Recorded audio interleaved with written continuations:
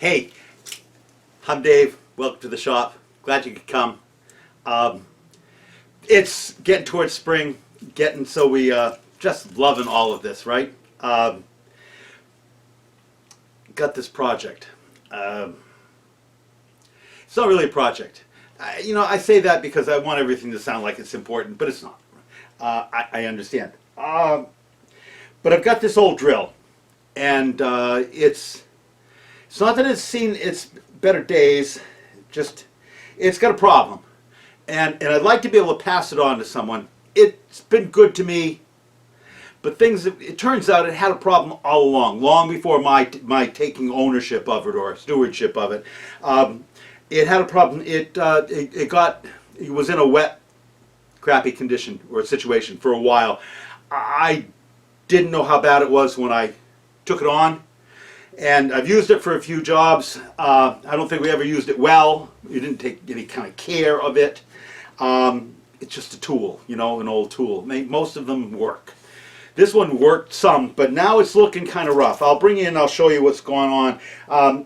It got a little, it was into storage, dried out some, it got roughed around a little bit, and then it turned out to not be looking very good. I'd like to pass it on, but not in this condition, and no one's going to really give it the kind of, whatever, consideration it could require. I just should take care of it. That's as simple as that. It's effed, and it needs some work done. So let's see what we can do. I'll show you what the problem is, and I think it's obvious what we're going to have to do. So this is the drill. Mount a long drill bit on it. It's got a little locking screw. Handles turn around, and the drill has a screw bit on it, a gimlet, which feeds it into the wood, and it goes jing jing jing jing jing and cuts a hole. You're in charge of how deep it cuts. You're in charge of how fast it cuts. Wing wing wing like this. But what it does do, you sit on this thing, it locates a hole, it drills it plumb, this way and that way. So it makes a good hole that you then get in and square up in a relatively green piece of framing timber. You can square up a hole pretty quickly with a big bit chisel, and this hole makes it so much easier to drill that mortise out. You drill out and then square, drill out and square. Anyway, so I've got a few bits to put in it. I've got some half-inch bit and some 1.5-inch bits and some a 1-inch bit and a 2-inch bit that fit in this thing. So it's great. It's pretty damn useful, but it's got a problem, like I say, right over here. It has been wet and dry, and some fungus has grown, and dry rot has hit this thing, and it's pretty chewed up. Good thing is, it's only chewed up about an inch and a quarter in. The rest of it's in good shape. This part down here where this cross piece comes in and is pegged, tenoned and pegged in, it's fine. I mean, it's old and worn, but it's whole. Same here. The screws that go up, or the bolts that go up in the bottom, right here, those spots where that happens are in good condition. So I feel pretty good about the whole thing, other than this piece right here, which is sort of cosmetic in nature, but it's not really cosmetic. This needs to get reinforced. So I am going to disassemble, get this piece off, and cut it, pare off the rotten parts, glue a new piece on, clean it up, put a little mold on the end. I may, in a separate glue up, put this little doodad at the end, because I don't think I can get this part with this piece. So I'll do a second little glue up, so it'll be 2 glue ups, no big deal. And then a little bit of planing and dressing. There's a little teeny bit of a 3/16" bead that gets struck on this outside edge. And then probably a little colored wax. And probably, generally clean up the whole thing a little bit. So let's get busy on that. Let's see if we can get this thing taken apart. So first thing I want to tackle is those 2 bolts.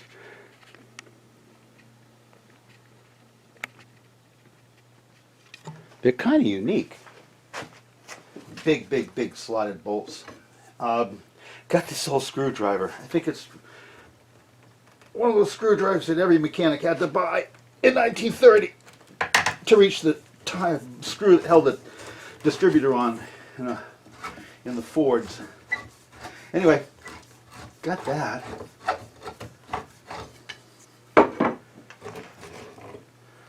Wow, that's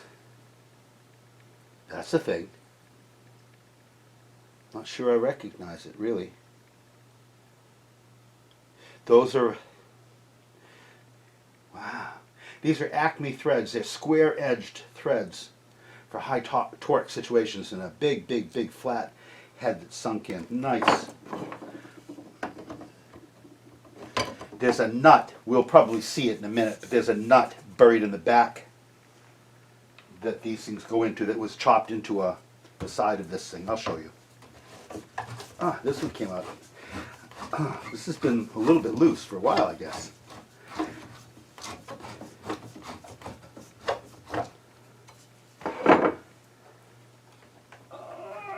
All right, got that. Really got wet. Love looking at stuff like this. These, you can almost see the hacksaw marks in the making the slots. And this is some kind of an Acme thread. Very cool. Very cool. All right, so that makes that loose. Now we've got some pegs. All right, now we've got some pegs that hold these two members in place right here. And typically pegs are driven in from the finished side, which would be the top, and slightly tapered. Well, it's coming right out, and it is indeed slightly tapered.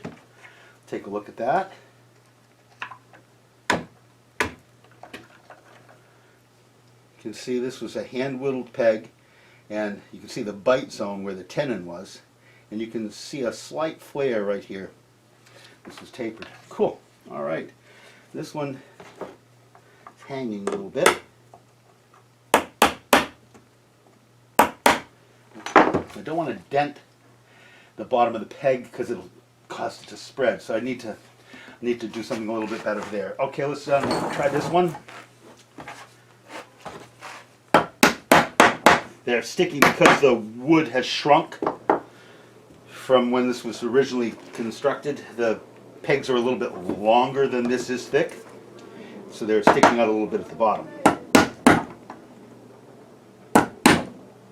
I'm moving, but not easily. I need to get something flatter. This is an end of a square cut nail, but it's just not flat enough, and I'm starting to make dents. I'll bring you back. I'll get something better. So I picked up a carriage bolt out of my bolt drawer. It just fits, and it's got a carriage bolt, pretty flat end. Not perfect, but pretty flat.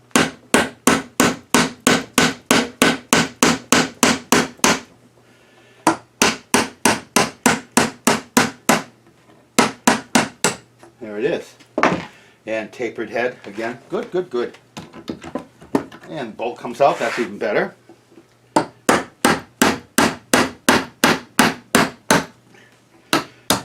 Good. Another tapered peg. Well,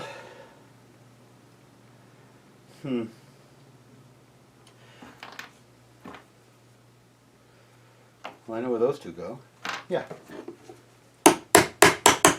There it is. That's going to take its time coming out, but it's easy. At least for the hammer. Good. Good. All right. So those things are done. And this should now, you know, sort of ease off. That's good. Ooh. Wow, didn't see that coming. Ooh. There's a tenon on the upright piece. Oh. Ooh, not good. Not good. There's a tenon underneath there. Oh.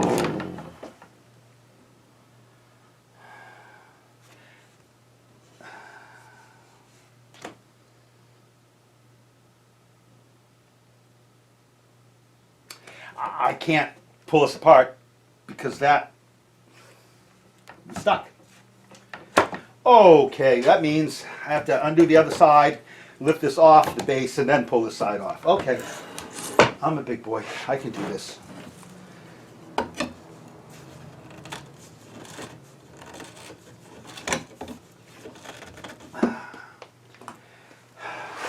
You know how you don't really look forward to taking more of stuff apart. There you go. This is what's happening.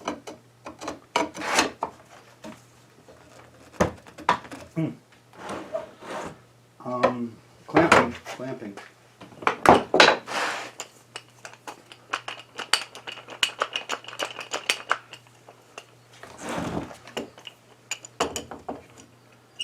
This is all crooked, I know. This isn't the way to do things, but I'm not going to work that hard at this. Just removing some bolts. I just don't want to have to chase it around. Okay, that's stuck.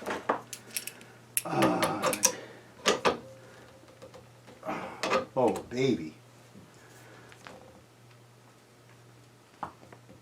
Ooh. Ooh.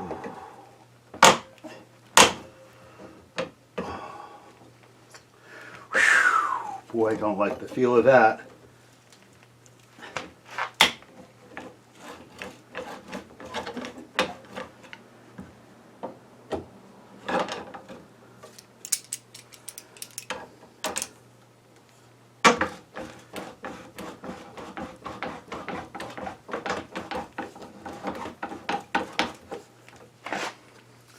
Ooh. Ooh, boy. Really don't like this. I'm going to get you away for a minute.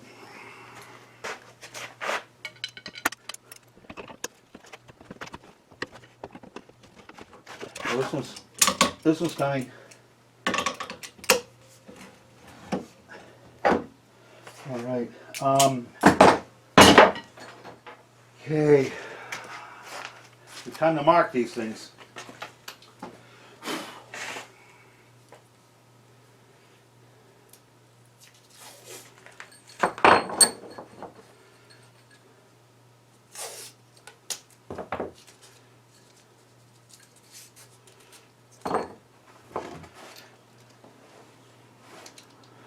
Okay.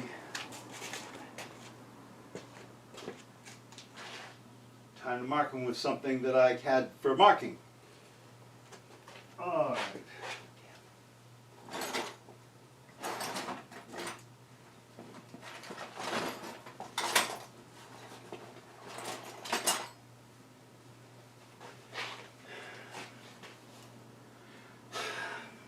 How is it that every day for the last month I've had a red Sharpie in my pocket and today I don't?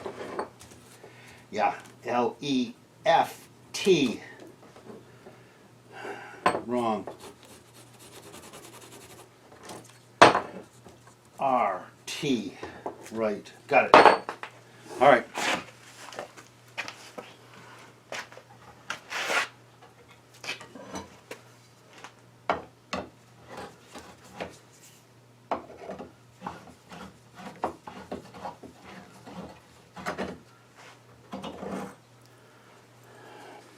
Well, this has seen some abuse. There's rust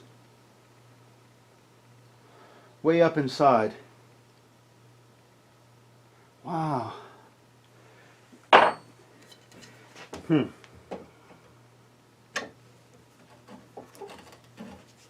This is wiggling,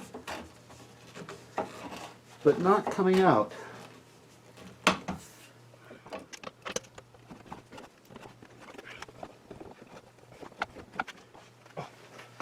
Oh, baby. Ah. Bring it back. All right. It wasn't anywhere I thought it was going to get bad, right? And I want to keep it as real as possible, but I don't like it when it gets really bad. So, problem I was having, I see it, it's pretty clear right now. This bolt's bent. I was noticing that as I was twisting this thing, this board, the upright, was wiggling up and down, bent. Something happened and this thing got bent. This thing got a whack? Don't know. Anyway, I'll do a little bit of work to straighten it out. I've got an anvil and a hammer. That's all I need. But I'll get this shaft a little bit straightened, and we'll be able to put it back in, and hopefully it'll work the next time too. All right. So now we should be able to remove the top, and then be able to spread the bottom pieces. And removing the top, it turns out to be wicked easy, like that. And that's what that looks like. Short tenons, enough to lock it into place. You can see the mortises locked it in nicely. And it was patented. It says so right there. Don't know anything more than that, but that's what it says. Anyway, great. You can see, hopefully you can see in here, you can see the pieces of the, we'll call the bolts, the nuts that they cut. They cut these two little slots and put these pieces of metal in that have threads cut in them. Nice. I'm not going to touch those. The rest of this, I think I'll just do a heavy brushing on, and it'll probably get waxed. All right, set that aside. And now we're back to where I thought I was going to be. That was good. Come on. All right, and a mallet.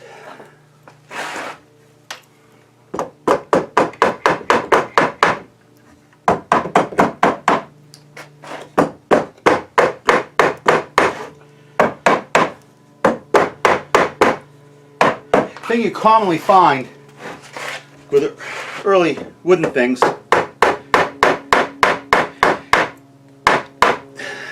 before climate control factories, wood was frequently worked, and I don't know how to say this so it makes sense to you, a little bit on the fresh side, a little bit green. It wasn't as dry as it could be, and so after assembly things dried and shrunk, and in the process of doing that, twist and whatever, and so taking things apart that are really just pegged together can really take some muscle sometimes, because everything gets a little bit twisted as it dried over the last 150 years. So I don't know how much this is going to show, but down at the bottom of this you can see the drill bit marks, the cutting spur on the drill bit. This was drilled out. I mean, those kinds of drills are used by hand. So this is probably drilled out and mortised by hand. Pretty clean. Just generally you don't see a lot of, well, I guess it's possible that there was a machine. I don't know when this was made, if they could have had a machine to drill those holes, but whatever the drill bit they used had a relatively flat bottom and a cutting spur. Wait a second, I'll show you what I mean.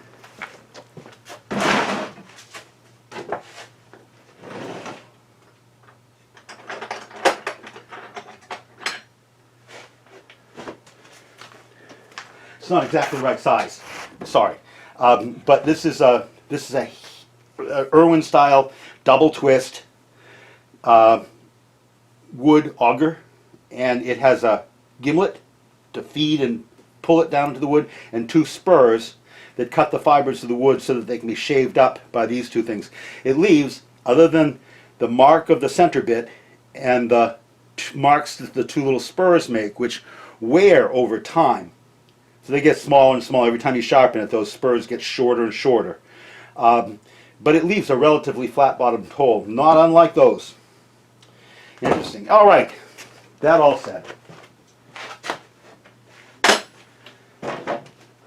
Let's get to work and map out what's got to be cut away for this to achieve its next level of goodness. This end is what I was talking about, this chipped off missing part.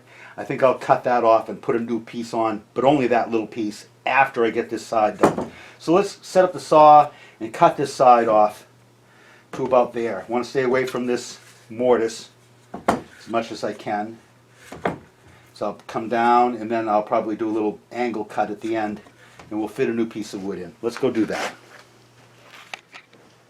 Alright, so I'll get the blade up, get it set. This has got enough of its original side left that I can use that as a guide. So now it's just a cut.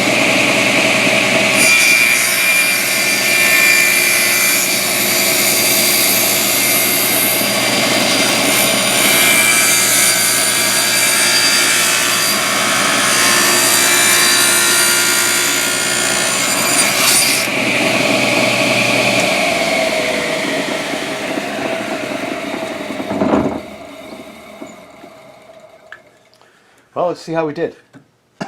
Bandsaw, do a little zing zing, and notch it out. A little bandsaw action.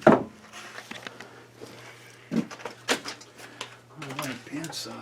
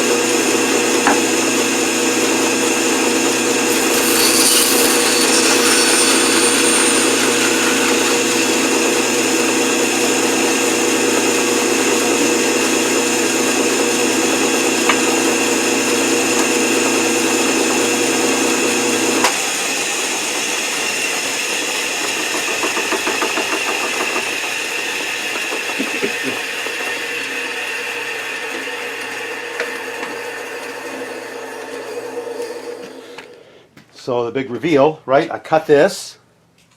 This is trash, worms and bugs, and it's pretty grody down here at the end. I don't want to cut into this other tenon. I think I'm going to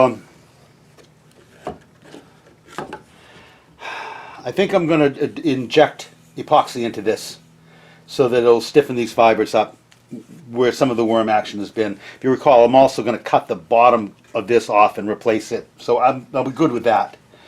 This end right here I hadn't expected was going to get so bad again. Water getting in somehow. I cut this and it looked terrible, right? This is all decayed wood. And so I had to cut this part back even further. You can see I cut into the bottom of the mortise, but that's okay. Anyway, hit some good fresh wood back here. Not so much here at the end, but I'm going to go with it.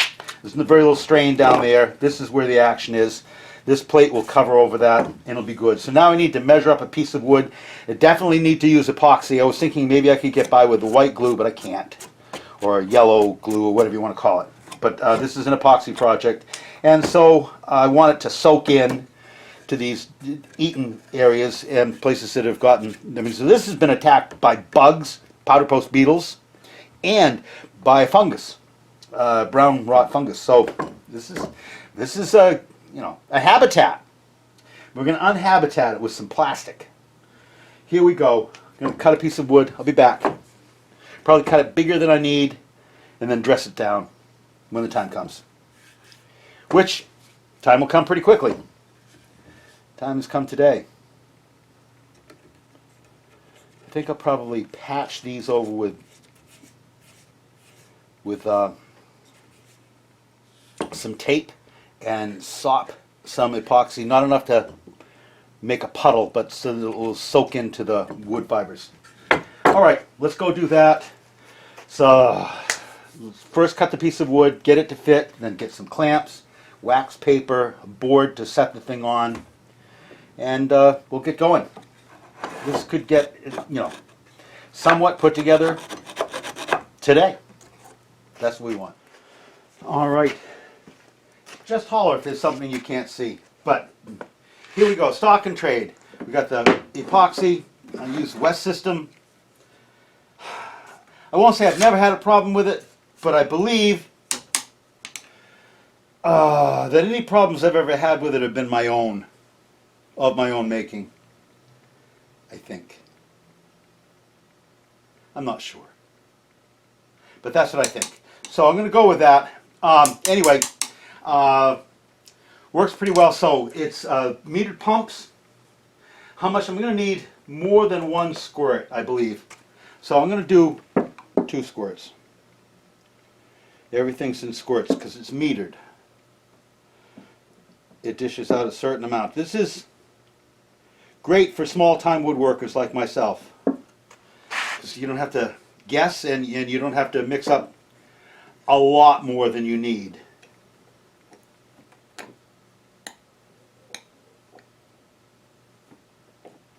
All right, that was a couple of air bubbles, so that was an equivalent. So here I've got way more epoxy than I need, but I don't want to run out partway through.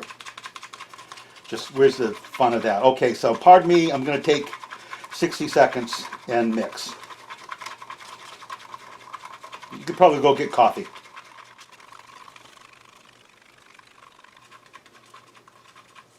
Now, a lot of things, epoxy being one of them, they say mix it and then pour it all in another container and mix it again. That's because of the residue on the sides of the bucket that don't get mixed in sometimes. I'm going to trust myself to mix it all in. I don't know if you noticed, but I go around and I scrape. I have a very, very good stirring stick. It's got smooth sides and a square end. I know that sounds like an old man thing, but it really helps.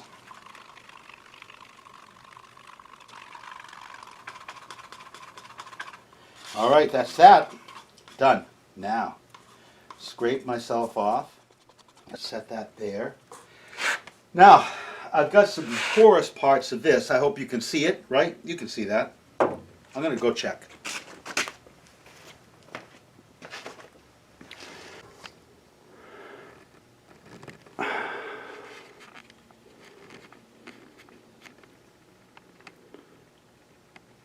All right, so I've got some porous parts.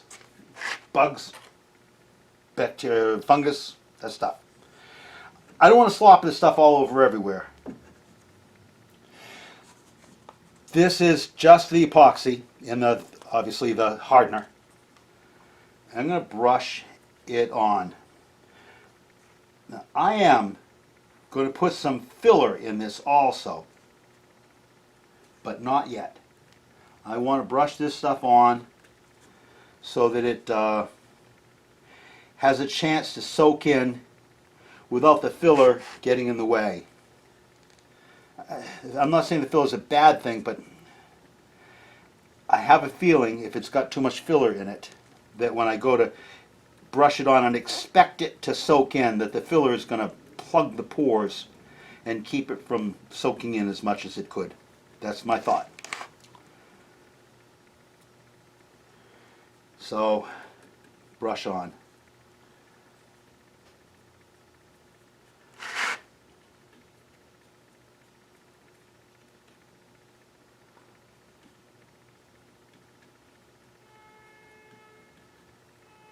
So that looks great. Can you see there's like a little dry spot right there? It's soaking it in. One of the problems you always worry about, you can't glue end grain, right? That's a theme, you've heard that one before. You can't glue end grain because the end grain fibers won't glue. Well, what it really comes down to, I think, in my opinion, the end grain fibers absorb so much wicking, wick so much of the epoxy or any glue that you're using that they, in the end, starve the joint for adhesive. They soak it all up into the fibers where it's great, but it does no good to the joint. Starves the joint.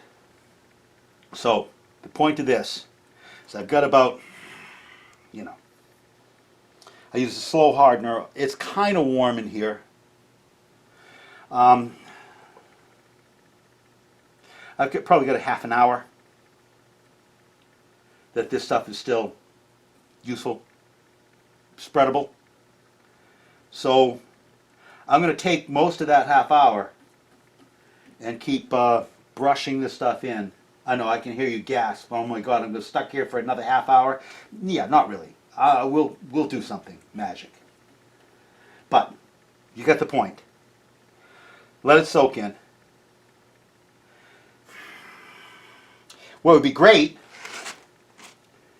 is to put a coat on, let it soak in a lot,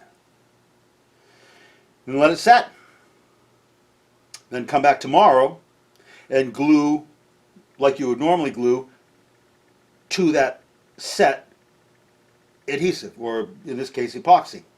Problem is it has thickness. In places it's thicker than others, and when it sets it will be thicker in some places than others, and it will be a problem making the joint tight enough to glue. So we really have to do it all in one motion. I believe, in my case, that's been the solution most of the time. I'm sure under some controlled conditions you could put a coat of glue on and smooth it out so that you could then let it set and then glue it together in a second stage. That isn't how this works. Not for me. So like I say, we've got about a half of an hour of open time.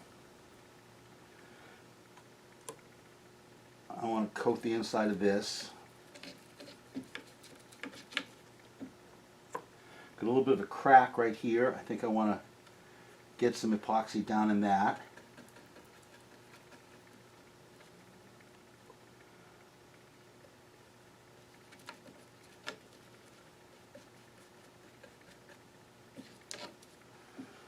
Now, if you remember when I was looking at the underside of this thing, I thought it'd be nice to be able to do a little coating around these.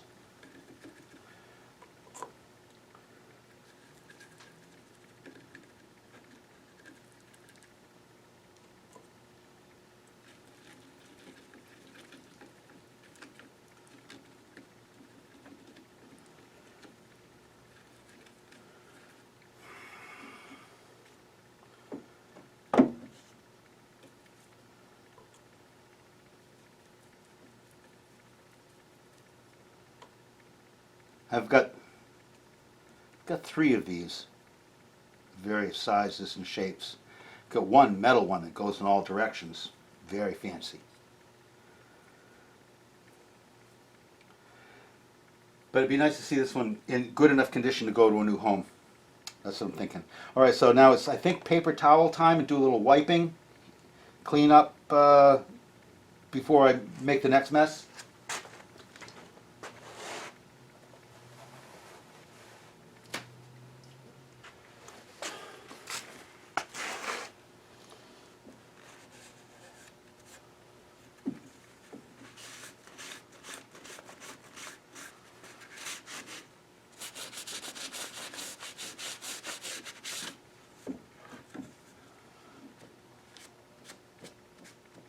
Now, I'm going to put some filler in this epoxy in a minute. Going to touch up one more time. And then I'll probably take a couple of places like that crack at the top here and actually press some epoxy with some filler in it in that spot. But this, you want to put the fillers in. The fillers make the stuff behave differently. It it fills gaps. Epoxy with a filler in it is one of the few glues that someone like me has that can glue things that are not tightly fitting. I mean, you know that in most circumstances, what you really are looking for is the two pieces of wood that you're putting together to be so tightly fitting that the glue is just the thinnest little layer. Thin, thin, thin, thin. The best characteristics of the glue is to have it be thin. Very few glues are strong enough by themselves to hold things with a thickness. But the epoxy, because it makes something like a plastic when it sets, actually can handle thickness.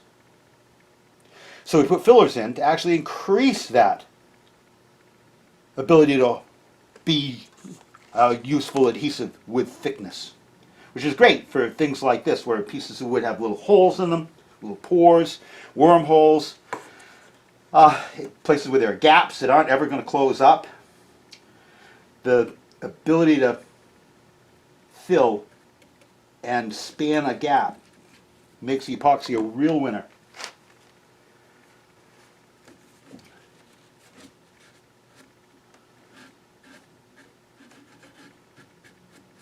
Now there are all kinds of epoxies. A favorite one that you see people go to all the time, the JB Well, the 5-minute epoxies.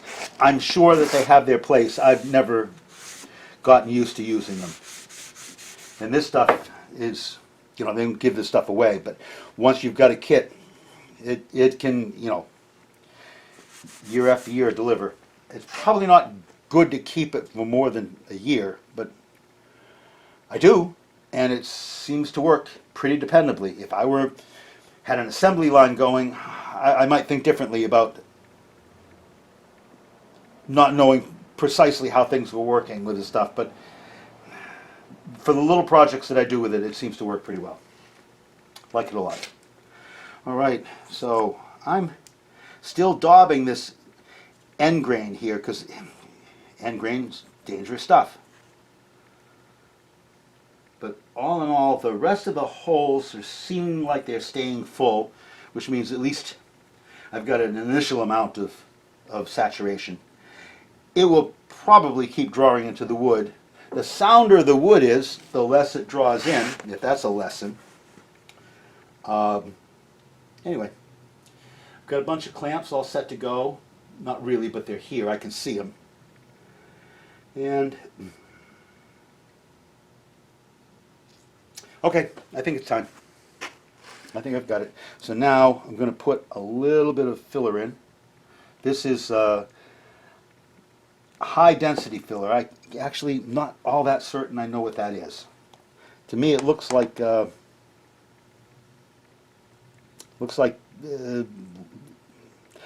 lime dust. I mean, ground lime, like from Mason's lime.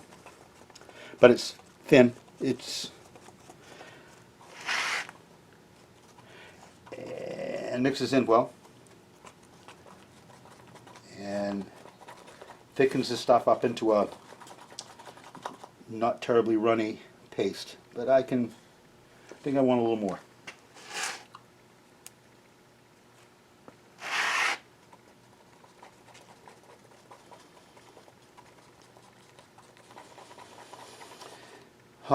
Kind of missed my chance here. I should have done the end grain of this piece also, but I didn't. So I guess hope for the best. Okay, that's mixed. If you're ever mixing the stuff and putting filler in, don't count any of the mixing that you do to put the filler in as part of the mixing of the epoxy. Mix the epoxy just like you'd mix the epoxy, and then put the filler in and then mix it as you need. But you've got to be sure that you've thoroughly mixed all of the hardener with all of the epoxy, because it just it needs to be thoroughly mixed. Okay, so I've got this now goopy mess. I'm going to spread it on right on top of the goopy mess that I've got. She'll love that, huh? This I'm going to put a layer on that also. I'm a glue both sides sort of guy. I do so little work like this. I mean, this is not an unimportant, but a very small part of the kind of work that I do. So I can't, there's just no justification for saving, a dollar's worth of glue for a little bit of extra time. This is not where I waste my time, I mean, if you're doing projects for yourself at home, there's just no justification for possibly not having something thoroughly glued. There's just no justification for it. So, glue both surfaces. Take it, I mean, it just doesn't make any sense. It's also, you see, I mean, I can put plenty of glue on one side and just clamp it together, and it squirts out, so I know it's good. Well, yeah, I guess, good for you. I put glue on both sides and squeeze it together, and glue squirts out, and I think that's fine.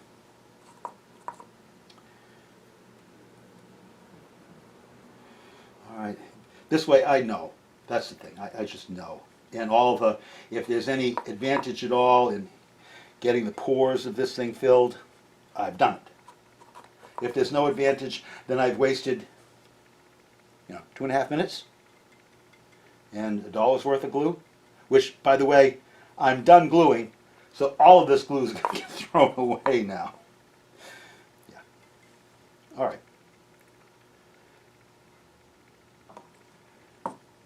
When you're old, you feel like you know everything. Okay, so this is pretty darn close. Okay.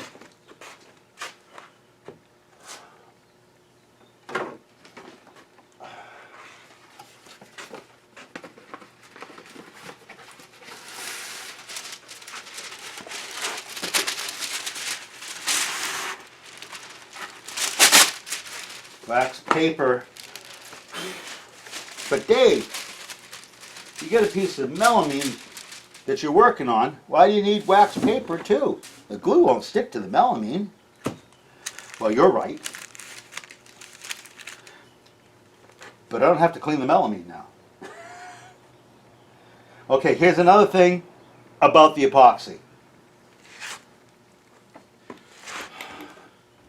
You don't have to squeeze it real hard.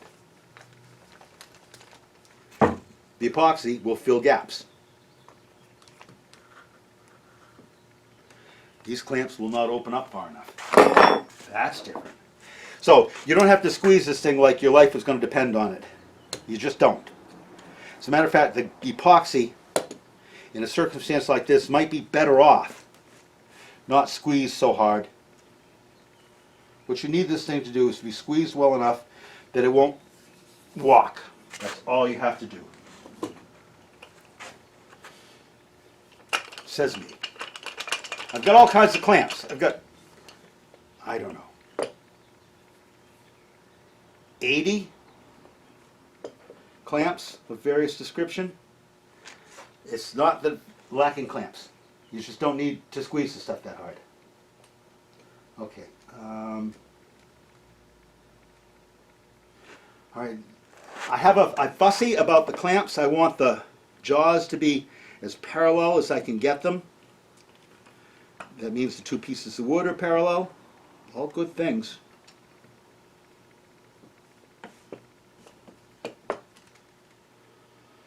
All right. Now, when I do that, I see this crack open up, and I know, remember I said I wanted to get some of the putty into this crack.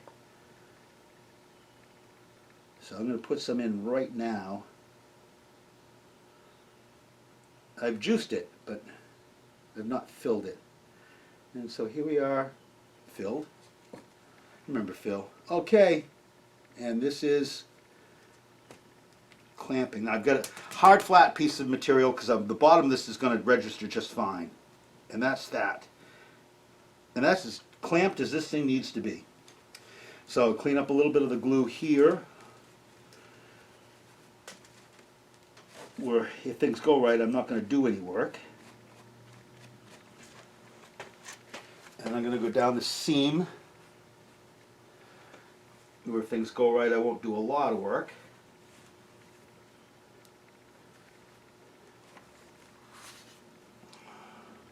Another piece of paper towel.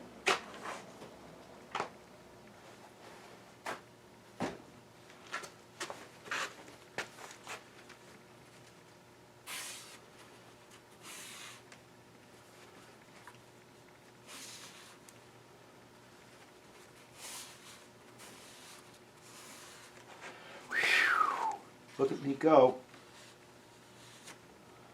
That looks great. That looks great. And what's left is going to have to remain. All right. So, glue. Next will be sawing this down to a width, bringing it down to a thickness. The bottom should be in good shape. And cut the end, then cut that tongue off the bottom and patch it in a separate motion. And then I should be ready to reassemble. All right. Thanks for watching. Can't wait till the next time we get together and see how this came out. In the meantime, be good, be careful, stay busy.